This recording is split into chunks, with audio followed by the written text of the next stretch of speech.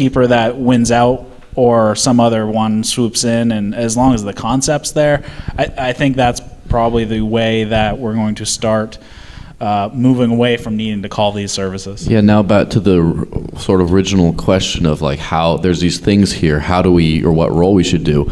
I personally believe, I mean, who here uses Peacekeeper? And we're the hardcore elite of the activist world. I know, it's that's the problem. That's right there, that's the answer to the question.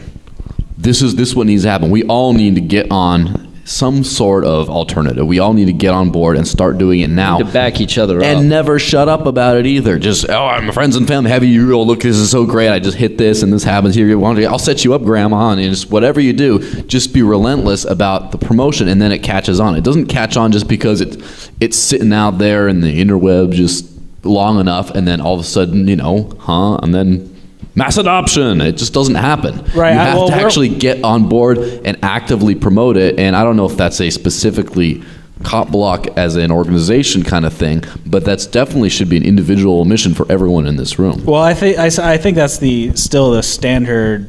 Adoption model. You have the beta adopters, and then you have the early adopters, and then you finally have the normal mass adopters. Well, like with Bitcoin, that's finally getting a little bit more mainstream in some ways. It only happened because there was these crazies that just crazy about it, right, and just wouldn't shut up about it until finally just people caved in, and then enough people caved in, and eventually, now we're getting places, and that the same thing needs to happen. Right. Well, of course, with Bitcoin, you could use it on a daily basis. Like Peacekeeper, you're probably only going to use once or twice a year, if that. You're not going to have some sort of, your house isn't going to burn down once a year, that type of thing, and you're probably not going to have a medical emergency once a year. So you could go years without actually using it, but being on somebody's contact list, then it ups the chances of you at least being involved and helping one of your friends or family in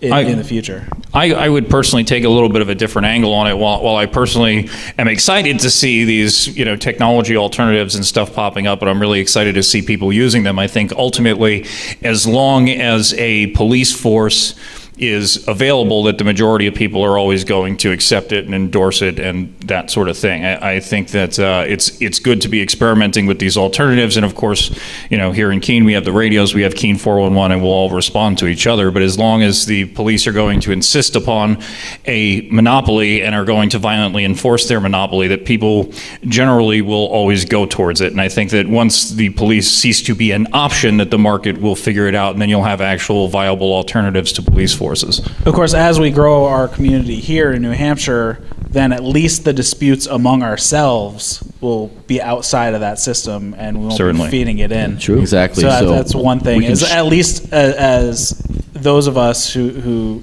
agree on this topic, stop using it, at least amongst ourselves. Then exactly. Well, we're not going to be using Peacekeeper against each other very frequently either. Right. I imagine. It's just right. I think we got another question. Yes. Grow taller. I know. Excuse me while I have a short person moment. I have to apologize. You know what? Give me that. Okay. So, you guys talked about the Pumpkin Fest riots. I was actually planning on going and doing some independence outreach that day and ended up missing it. And actually, I'm really grateful I missed it because I would have been really scared. It sounds terrifying. And I know that the Free State Project people were not involved. And but my question is, you talk about how there were a bunch of individuals flipping over cars and causing havoc, and a lot of people would say in return to that thank goodness the police were there.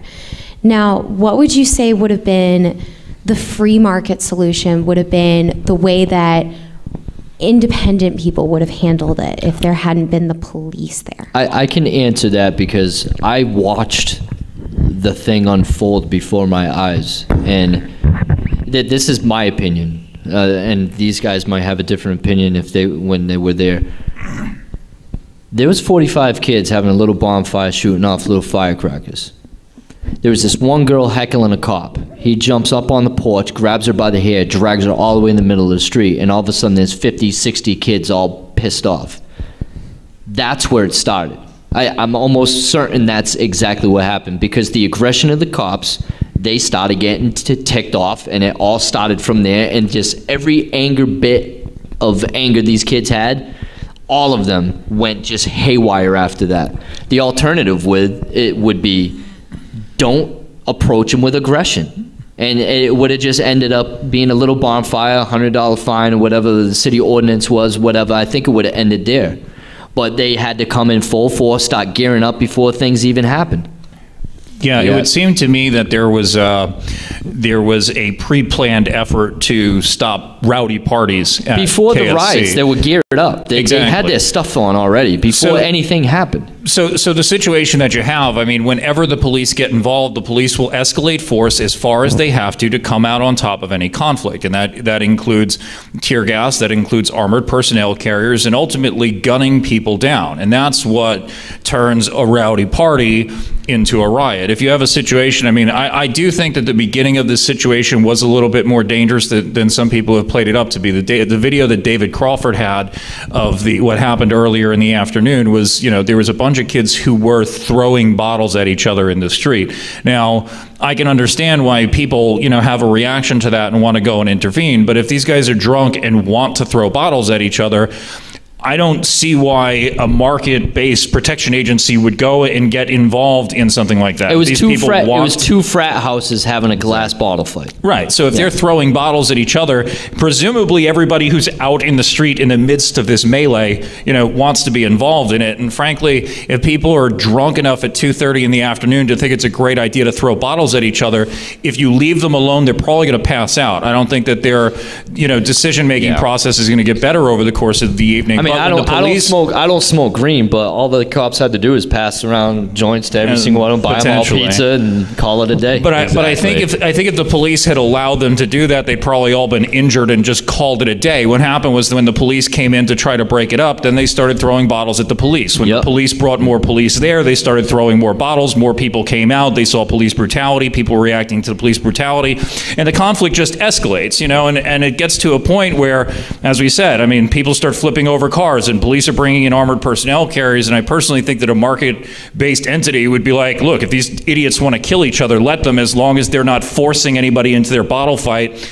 let them be dumb, drunk college idiots. Exactly. And the second thing is, if it is a market solution, they can be fired. You can drop that service if you don't like how they handled it. So exactly. Then you can go down that route and threaten to remove your money from that service. Matt. Can I chime in on the answer? I also think the owner of the road in question would contract with some security. Right. So well, there was a spillover to innocent bystanders. So this was on a public street, and right. So that's also another problem of public property is that who's going to protect the public property, and if it was actually a private road, then somebody would have a vested interest on keeping it that way, and would have their protection agency to protect their road or all their houses along that. There is a tragedy of the commons issue there when you talk about the public street, but at the same time, all the houses on that street, to my understanding, it's all college housing. It's all frat houses and stuff like that. Yeah, but not owned by the college. They're all individually owned by individual landlords. Right. So they would probably all have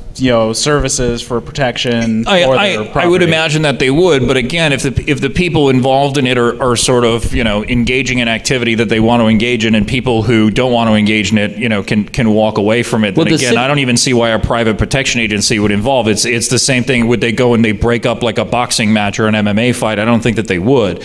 Now, I can understand why some people might have an aversion to that, because you say, hey, these guys are going to kill each other, let's step in and intervene, but their engagement is voluntary. There's another avenue to this too, that they made a lot of money off these kids the next day. Parcells code enforcement had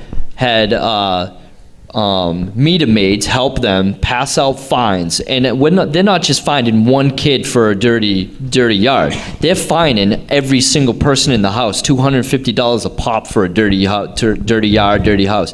They hit every single house on those 4 streets with fines. We're talking a massive amount of fines. Some of these houses have 17 kids in them. They hit every kid with a dirty lot fine, $250 a pop. Yeah. Well, the revenue machine, man, not surprised. Yeah. Now, to cap off the whole escalation of force kind of deal, a friend of mine who's lived in New Hampshire his whole life has been to dozens of pumpkin fests. I was there last year. Yeah. Last year I was there till 3 a.m. and nothing like this happened. It's always rowdy. There's never a riot. It's always rowdy. The only reason the riot happened is because it was deliberately provoked. I'm serious. I mean, that's a perfect answer to that question. I saw it unfold in front of my face. Exactly. The more cops they brought in, the more kids got pissed. The more they geared up, the more things got thrown. The more they arrested, the more cars got smashed, and it was just like more oppression caused more aggression every time. It was and the police amazing. They couldn't put two and two together. And I'm never going again. Exactly. And they couldn't put two and two together because they aren't trained to. They're trained to escalate force. Now, what I do for a living, I teach martial arts, and one of the big things I do is de-escalation of force. How to just not have a conflict. And if you see the training videos, et cetera, of the Threat Management Center in Detroit, they do exactly the same thing. It's how do we make violence not happen here, and they're really good at it. And it's complete. I mean, and I've had to do it on my own back porch before. I mean, Rob knows. Well, it's tough. Again, it's tough. It's tough when you're dealing with college kids because I mean, he witnessed an assault. I got hit like 9 times and didn't respond. Exactly. But with someone like me with the mannerisms that I have, I sound like I'm aggressive, but I'm not. I can talk my way out of. I must have talked my way out of like 20 fights. But never got into a fight or have aggressive man because I totally believe in the NAP. But when it comes to what you're talking about, self-discipline is huge. It's absolutely huge. Exactly. Real quick. So naturally, a large part of this widespread anger with cops is due to the atrocities that they commit. But I think also a large portion of it is due to the system that treats them like the king's men. So for instance, an example from the news recently was Eric Freen. He was at large for like 48 days, and he was recently captured. I read that there was like over 1,000 people looking for him in the woods near where he allegedly sniped 2 cops, one of whom died.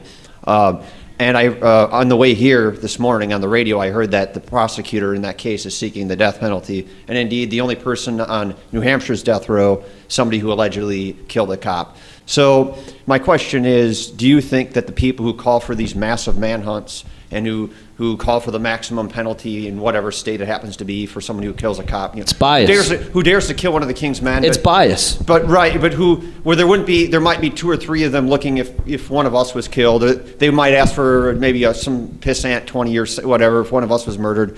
So my question is, are the prosecutors and the bigwigs who call for these massive manhunts, are they too fucking stupid to realize that probably a big part of why Freen allegedly sniped in the first place was anger at the system? Are they oblivious to that irony, or are they fully aware of that irony and they just simply don't care and they're evil, or perhaps some combination? Well, I'm sure they know, and what their response is holding on to the power that they think they have, because they have the monopoly on force to do it, so they can exert their will however they feel like it. Yeah, one of the big, it's part of the reason it's like this is just the whole criminal code. The incentives are completely perverse.